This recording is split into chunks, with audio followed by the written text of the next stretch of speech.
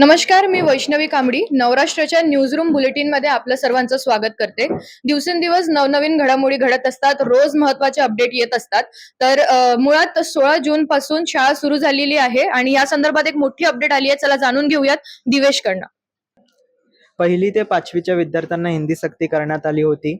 दरम्यान अनेक मराठी संघटनांनी या विरोधात प्रखर विरोध दर्शवला होता. त्यामुळे शासनाला निर्णय बदलावा लागला आहे. पण हा बदल खरोखरच दिलासादायक आहे का, असा एक प्रश्न निर्माण झालेला आहे. अ, अ, बदल असा आहे की विद्यार्थ्यांना तृतीय भाषा म्हणून हिंदी अनिवार्य आहे, पण त्यांना एक मुभा देण्यात आली आहे की ते तृतीय भाषा म्हणून इतर भाषेचा निवड करू शकतात. पण त्यासाठी 20 विद्यार्थ्यांची संमती असणे गरजेचं आहे. जर संमती नसेल तर कदाचित त्यांना तृतीय भाषा म्हणून हिंदी सक्ती असणार आहे. आणि इतर माध्यमातील विद्यार्थ्यांना देखील 3 भाषा सक्ती आहे. फक्त फरक एवढाच की त्यांना संबंधित विषयाचा, संबंधित भाषेचा, मराठीचा आणि इंग्रजीचा या तिन्ही भाषांचा अभ्यास करावा लागणार आहे. नक्कीच आता दिवेशनी जसं सांगितलं त्या भाषेवर गव्हर्नमेंट काय निर्णय घेतो हे पाहणं महत्त्वाचंच ठरलं आहे.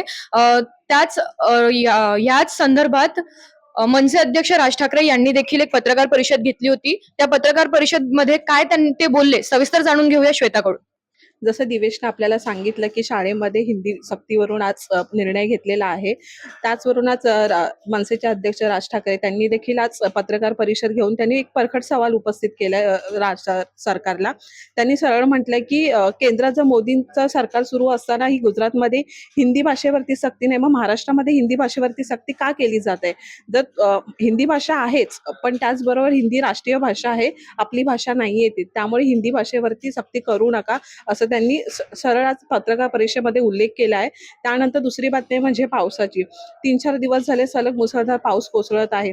या संदर्भात हवामान खात्याने अनेकदा आपल्याला अलर्ट देखील दिलेला आहे. आज त्यांनी पुन्हा सांगितलेलं आहे की अरबी समुद्रात कमी दाबाचा पट्टा निर्माण झालाय. त्याच्यामुळे पुढील 4 दिवस मुसळधार पावसाची शक्यता आहे. यामध्ये कोकणामध्ये रत्नागिरी, सिंधुदुर्ग आणि राजापूरमध्ये मुसळधार पावसाची शक्यता आहे. तर त्याचबरोबर मुंबईमध्ये, कोकणमध्ये देखील मुसळधार पावसाचा इशारा दिलेला आहे. पावसात जसं चढ उतार होतो तसंच शेअर बाजारात देखील चढ उतार आपल्याला पाहायला मिळतात, रंग बदलतात. त्याच संदर्भात आपल्याला हर्षदा डोंगरे ही सांगणार आहे. खरं तर इराण आणि इस्रायल युद्धामुळे भूराजकीय तणाव वाढलेला आहे आणि त्याचाच परिणाम आपल्याला व्यापार क्षेत्रावर आणि शेअर मार्केटवर दिसून येतो आहे. आणि शेअर मार्केटने आज पुन्हा एकदा युटर्न घेतला आहे. गेल्या आठवड्यात शेअर बाजार हा बऱ्यापैकी तेजीत होता. या आठवड्यातही सुरुवातीच्या ट्रेडिंग सत्रांमध्ये म्हणजे 2 दिवस सलग शेअर बाजार तेजीत होता.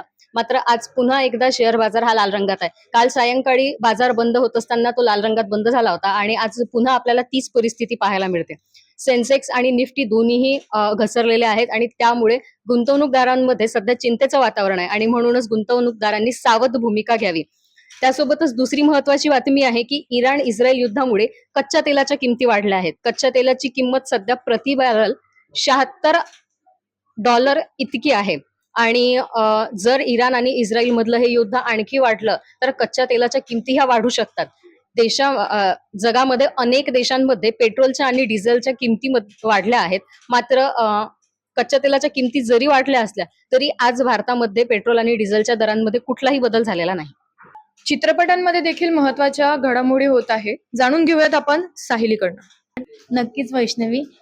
सलमान खानचा सिकंदर हा चित्रपट 30 मार्च रोजी रिलीज झाला होता आणि या चित्रपटाला हवा तसा प्रतिसाद मिळाला नाहीये प्रेक्षकांचा.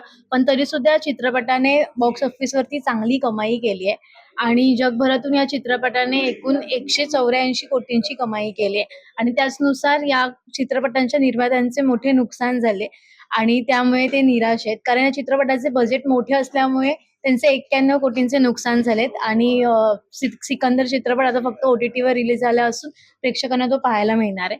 तसेच दुसरी बातमी आहे ती सितारे जमीन पर हा चित्रपट 20 जून रोजी रिलीज होणार आहे आणि या चित्रपटाला सेन्सॉर बोर्डने परवानगी दिली आहे रिलीजसाठी.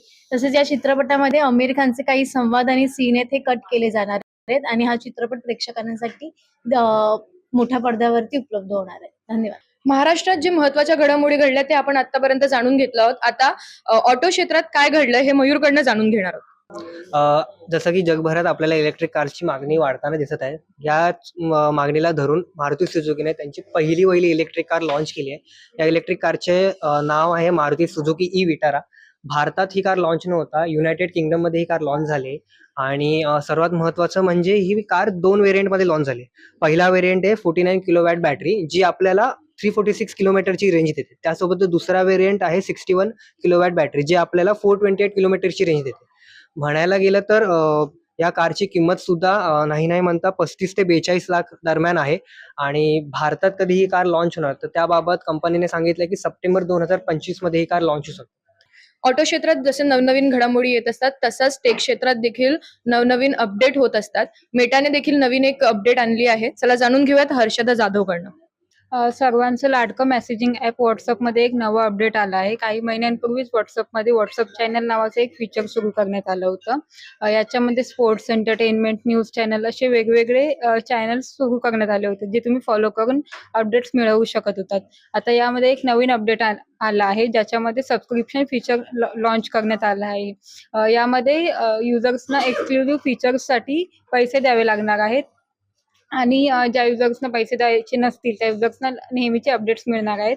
पण ज्या युजर्सना एक्सक्लुझिव्ह फीचर्स पाहिजे असतील आणि लवकरात लवकर अपडेट्स मिळवायचे असतील, त्यांना हे पेड फीचर्स उपयोगाचं ठरणार आहे. एक व्हायरल व्हिडिओ झालेला आहे, तो अतिशय सुंदर आणि भावूक आहे. जाणून घेऊया आपण नुपूरकडनं त्या व्हिडिओ बाबत. आजी आजोबांचा एक भावनिक व्हिडिओ सध्या सोशल मीडियावर खूप जास्त व्हायरल होत आहे. यामध्ये व्हिडिओ संभाजीनगरमधला असून एक 93 वर्षांचे आजोबा आपल्या पत्नीला सोनं खरेदी करण्यासाठी सोन्याच्या दुकानात जातात. तिथे जाऊन ते आपल्या आजींसाठी एक सोन्याची साखळी आणि आणखीन एक सोन्याचं दागिना असे 2 दागिने आजींसाठी निवडतात पैसे देण्यासाठी. यानंतर मालक जेव्हा त्यांच्याकडे पैशांबद्दल बोलतो तेव्हा आजी हळूच आपल्या हातातले 1120 रुपये त्यांच्या समोर ठेवतात. ते पाहताच मालकाला त्यांच्या आर्थिक परिस्थितीची जाणीव होते आणि मालक त्यांच्याकडून एकही पैसे घेत नाही. इव्हन आजोबा त्यांच्या पिशवीतील काही चिल्लरही मालकाला देऊ करतात. मात्र मालक पांडुरंगाच्या आणि तुमच्या कृपेने सर्व कल्याणच कल्याण आहे म्हणत त्यांच्याकडून एकही रुपये घेत नाही आणि प्रत्येकी 10 रुपये म्हणजेच 20 रुपयात त्यांना त्या दोन्ही सोन्याच्या गोष्टी देऊ करतो. हे सर्व पाहून आजी आजोबांना तिथेच अश्रू अनावर होतात आणि हाच व्हिडिओ सध्या सोशल मीडियावर व्हायरल होत आहे. तर अशा प्रकारे दिवसभरातील घडामोडी आपण जाणून घेतल्या आहेत. अशाच नवनवीन घडामोडीसाठी नवराष्ट्र.com ला फॉलो करा, सबस्क्राईब करा. धन्यवाद.